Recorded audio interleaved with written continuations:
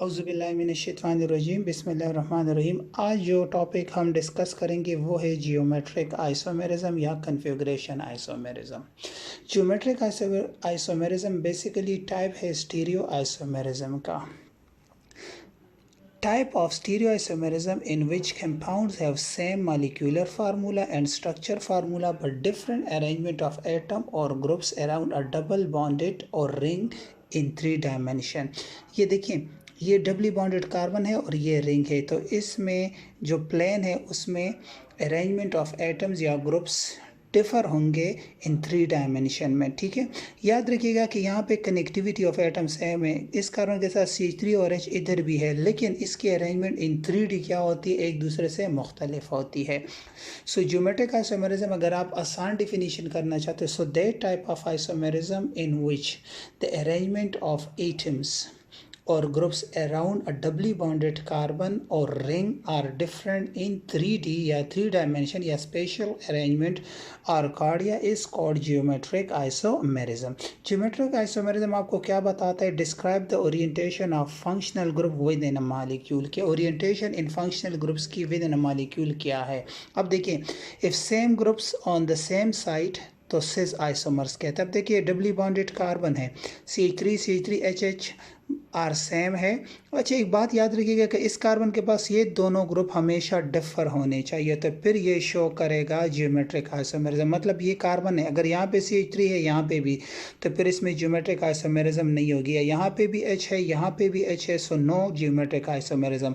सो इस doubly bonded carbon दोनों जो है, इनके साथ जो एटम कनेक्टेड है वो हमेशा डिफरेंट होने चाहिए। मतलब CH3 है तो H है, ये सेम नहीं होने चाहिए।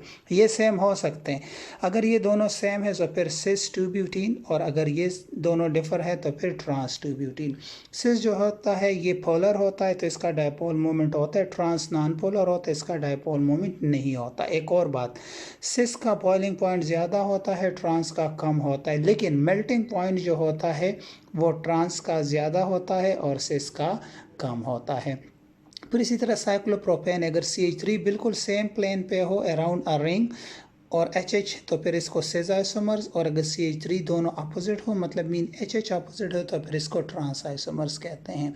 अब एक और चीज़ याद रखिए, व्हेन ऑल 4 सबस्टिट्यूएंट, अब ये कार्बन इसके साथ ये सारे substituent doubly bonded are different, then we use ENZ configuration या नोमेनक्लेचर फॉर नेमिंग।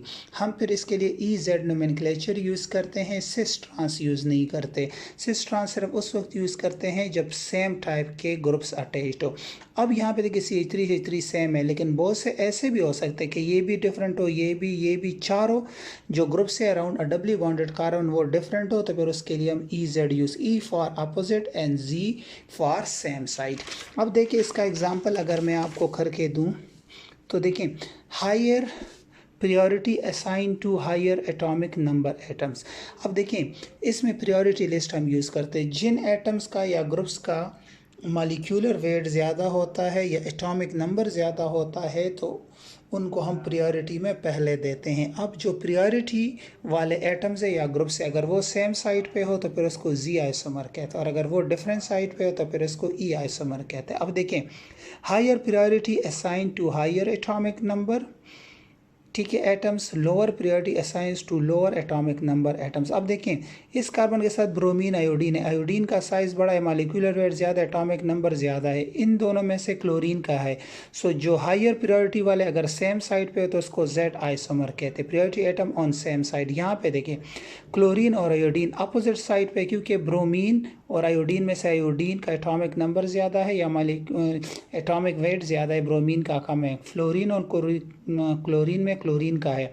अब ये देखिए, क्लोरीन और आयोडीन दोनों अपोजिट साइड पे हैं, सो इसको कहते हैं E आइसोमर्स कहते हैं। फिर एक और कंडीशन भी आ सकती है, अगर कार्बन के बजाय कार्बन नाइट्रोजन प्रेजेंट है तो फिर हम यूज़ करते हैं सिन या एंटी फॉर्म। अब देखें, अगर सब्सटीट्यूएंट इस हाइड्रोजन के मतलब अपोजिट साइड पे दोनों हो तो फिर इसको जी आइसोमर या सिन आइसोमर्स कहते हैं, मतलब सब्स्टिट्यूएंट सेम साइड पे है। इस कार्बन नाइट्रोजन के दोनों सब्स्टिट्यूएंट सेम साइड पे है जो अटैच्ड है, हाइड्रोजन के अलावा जो होंगे।